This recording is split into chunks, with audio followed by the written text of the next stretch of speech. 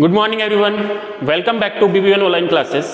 हम क्लास 8 में chapter 16 light पढ़ रहे हैं। चैप्टर 16 में अपन ने प्रीवियस क्लास में लुमिनस और नॉन लुमिनस ऑब्जेक्ट के बारे में पढ़ा।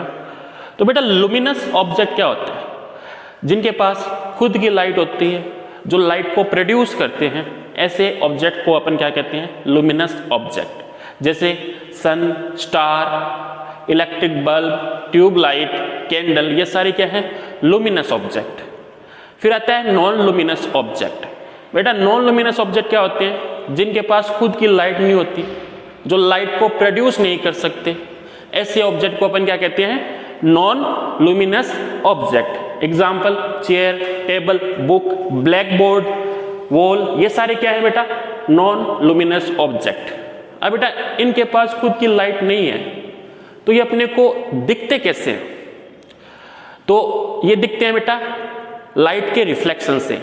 जब लुमिनस ऑब्जेक्ट से लाइट इन पे गिरती है तो इनकी सरफेस लाइट को रिफ्लेक्ट करती है। उस रे को क्या करेगी? रिफ्लेक्ट करेगी अलग अलग डायरेक्शन में। जब रिफ्लेक्टेड रे अपनी आईज में एंटर होती है तो इनकी इमेज बनती है और ये अपने को दिखते हैं। अब बात आई रिफ्लेक्ट, है ना? एक वर्ड आया रिफ्लेक्शन। तो बेटा रिफ्लेक्शन ऑफ लाइट क्या होता है? तो रिफ्लेक्शन ऑफ लाइट होता है the process of sending back light rays which fall on the surface of an object is called reflection of light. मतलब ऑब्जेक्ट की सरफेस पे जब लाइट गिरती है तो ऑब्जेक्ट की सरफेस उस लाइट रे को वापस सेंड कर देती है उसी मीडियम में, जिस मीडियम से वो आ रही है उसी मीडियम में वापस सेंड कर देती है। उसकी डायरेक्शन भी चेंज हो जाती है। ऐसे फिनोमेना को अपन बोलते हैं रिफ्लेक्शन ऑफ लाइट। इसी डेफिनेशन को अपन डायग्राम से भी समझ सकते हैं। एक चीज और बेटा, जो प्लेन मिरर है उसकी जो सरफेस होती है वो शाइनी होती है, पॉली सरफेस होती है। तो प्लेन मिरर एक बेस्ट रिफ्लेक्टर है, वो सारी की सारी लाइट को रिफ्लेक्ट कर देता है। A plane mirror reflects almost all the light which fall on it. सारी की सारी लाइट को क्या कर देता है? रिफ्लेक्ट कर देता है, क्योंकि उसकी सरफेस शाइनी है। अब किसी ऑब्जेक्ट की सरफेस रफ होती है तो वो क्या करता है? लाइट रे को रिफ्लेक्ट करता है, लेकिन एक डायरेक्शन में नहीं, अलग अलग डायरेक्शन में। इसकी बात अपन करेंगे नेक्स्ट वीडियो में। वहां पे अपन देखेंगे रिफ्लेक्शन दो तरह के होते हैं, रेगुलर रिफ्लेक्शन और डिफ्यूज रिफ्लेक्शन। तो वहां पे अपन इसको समझेंगे कि डिफ्यूज रिफ्लेक्शन कब होता है और रेगुलर रिफ्लेक्शन कब होता है। तो पहले अपन इसको देखते हैं, रिफ्लेक्शन ऑफ लाइट क्या होती है। तो बेटा ये ऑब्जेक्ट है, ऑब्जेक्ट में मैंने क्या लिया? Plane mirror. क्या लिया? Plane mirror. और आपको पता है प्लेन मिरर एक बेस्ट रिफ्लेक्टर है। ये लाइट का सोर्स लुमिनस ऑब्जेक्ट, जैसे सन, जब सन से लाइट रेज प्लेन मिरर पे गिरेगी, प्लेन मिरर की सरफेस पे गिरेगी, तो प्लेन मिरर क्या करेगा? उस लाइट रेज को वापस सेंड कर देगा। इस फिनोमेना को अपन क्या कहते हैं? Reflection of light. जो लाइट रेज प्लेन मिरर की सरफेस पे गिरती है उस लाइट रेज को अपन बोलते हैं इंसिडेंट रे। क्या बोलते हैं? इंसिडेंट रे, जो हमेशा मिरर की तरफ आती है, ऑब्जेक्ट की तरफ आती है। जो लाइट रे मिरर ने वापस भेज दी, जिस लाइट रे को मिरर ने वापस भेज दिया, जिसकी डायरेक्शन चेंज हो गई, उस लाइट रेज को अपन बोलते हैं रिफ्लेक्टेड रे। तो मिरर ने इस लाइट को, इंसिडेंट लाइट को रिफ्लेक्ट कर दिया, इसकी डायरेक्शन चेंज कर दी उसी मीडियम में, जिस मीडियम से आ रही है, देखो इस मीडियम से आ रही है, इसी मीडियम में वापस गई है। तो इस रे को अपन बोलते हैं रिफ्लेक्टेड रे, जो मिरर से टकरा के वापस चली जाए। तो इस रे को बोलते हैं रिफ्लेक्टेड रे। बेटा इंसिडेंट रे मिरर के जिस पॉइंट पर स्ट्राइक करती है, जिस पॉइंट पे स्ट्राइक करती है, इंसिडेंट रे मिरर के जिस पॉइंट पे स्ट्राइक करती है, जिस पॉइंट पे टकराती है, उस पॉइंट को बोलते हैं पॉइंट ऑफ इंसिडेंट। क्या बोलते हैं? Point of incident. ठीक है बेटा, पॉइंट ऑफ इंसिडेंट से अपन मिरर के परपेंडिकुलर एक लाइन ड्रॉ करते हैं। पॉइंट ऑफ इंसिडेंट के ऊपर मिरर के परपेंडिकुलर एक लाइन ड्रॉ करते हैं।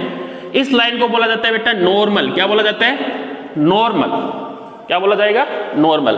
तो बेटा रिफ्लेक्शन ऑफ लाइट समझ में आ गया कि जब इंसिडेंट रे मिरर की सरफेस पे गिरेगी तो मिरर क्या करेगा, इस रे को वापस सेंड कर देगा, और जो लाइट रे वापस जा रही है उसको क्या बोलते हैं?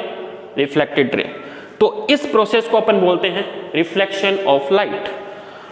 अब बेटा इसके अंदर देखिए नॉर्मल दिख रहा है आपको और ये इंसिडेंट रे, इनके बीच में एक एंगल बना, इस एंगल को मैंने नाम दिया आई। क्या नाम दिया? आई। और इस एंगल का वैसे नाम होता है एंगल ऑफ इंसिडेंस। क्या नाम होता है? Angle of incidence. बेटा एंगल ऑफ इंसिडेंस कहां बनता है? नॉर्मल और इंसिडेंट लाइट के बीच में। जो इंसिडेंट रे है और जो नॉर्मल है, इनके बीच में बनने वाले एंगल को क्या बोलते हैं? Angle of incidence. इसको किससे डिनोट करते हैं? आई से। फिर एक एंगल बन रहा है आर, इसका नाम है बेटा एंगल ऑफ रिफ्लेक्शन। क्या नाम है इसका? Angle of reflection. ये कहां बनता है? ये बनता है नॉर्मल और रिफ्लेक्टेड रे के बीच में, है ना। नॉर्मल और रिफ्लेक्टेड रे के बीच में बनने वाले एंगल को क्या बोलते हैं? Angle of reflection. क्या बोलते हैं? एंगल ऑफ रिफ्लेक्शन, जिसको अपन किससे डिनोट करते हैं? स्मॉल आर से। और एंगल ऑफ इंसिडेंस को किससे डिनोट करते हैं? स्मॉल आई से। ठीक है। अब इसके बाद में अपन रिफ्लेक्शन के लॉ पढ़ते हैं। रिफ्लेक्शन के दो लॉ है, उसमें से जो फर्स्ट लॉ है वो क्या है बेटा? इंसिडेंट रे पता है कौन सी है? जो मिरर की सरफेस पे गिर रही है, सोर्स से, लाइट के सोर्स से जो मिरर की सरफेस पे गिरती है उसको बोलते हैं incident ray. The incident ray, the reflected ray and the normal at the point of incidence all lie in the same plane. ये है फर्स्ट लॉ। अब इसको समझे कि ये देखो, ये अपना मिरर है, ठीक है। मिरर दिख रहा है, ये जो ब्लैक बोर्ड है ये एक प्लेन है, प्लेन के परपेंडिकुलर मिरर है, मिरर की सरफेस है। तो बेटा इस ब्लैक बोर्ड के प्लेन में ही क्या है? इंसिडेंट रे है। ब्लैक बोर्ड के प्लेन में ही क्या है? रिफ्लेक्टेड रे है। और ब्लैक बोर्ड के प्लेन में क्या है? नॉर्मल है। ये ब्लैक बोर्ड का जो प्लेन है इसके अंदर तीनों रे हैं, दोनों रे, और ये नॉर्मल है। तो तीनों कौन कौन से? Incident ray, normal and reflected ray same plane में लाई करते हैं। और सेम प्लेन कौन सा है यहाँ पे? Black board. जैसे कागज की सरफेस होती है, उसके परपेंडिकुलर जो प्लेन होते हैं, कागज की सरफेस तो क्या हो गई बेटा? रिफ्लेक्टर। मान लो कि मिरर, तो इंसिडेंट रे कागज की सरफेस पे गिरेगी, रिफ्लेक्टेड रे और नॉर्मल तीनों कागज की सरफेस के परपेंडिकुलर जो प्लेन है उसमें लाई कर रहे हैं। सेकेंड लॉ क्या है? सेकेंड लॉ कि जो इंसिडेंट एंगल ऑफ इंसिडेंस है वो हमेशा इक्वल होता है किसके? एंगल ऑफ रिफ्लेक्शन के। ये है बेटा सेकेंड लॉ, जो कि बहुत इंपॉर्टेंट है कि जहां पे रिफ्लेक्शन होगा वहां पे एंगल ऑफ इंसिडेंस हमेशा इक्वल होगा एंगल ऑफ रिफ्लेक्शन के। तो ये मैं लिख रहा हूं कि angle of incidence, angle of incidence is always equal to angle of reflection, angle of reflection.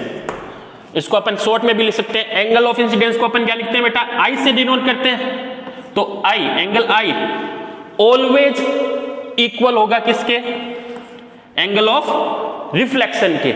यही है बेटा सेकेंड लॉ ऑफ रिफ्लेक्शन। यही है सेकेंड लॉ ऑफ रिफ्लेक्शन, जो कि बहुत इंपॉर्टेंट है। नेक्स्ट क्लास में अपन सेकेंड लॉ पे कुछ क्वेश्चन सोल्व करेंगे। Thank you.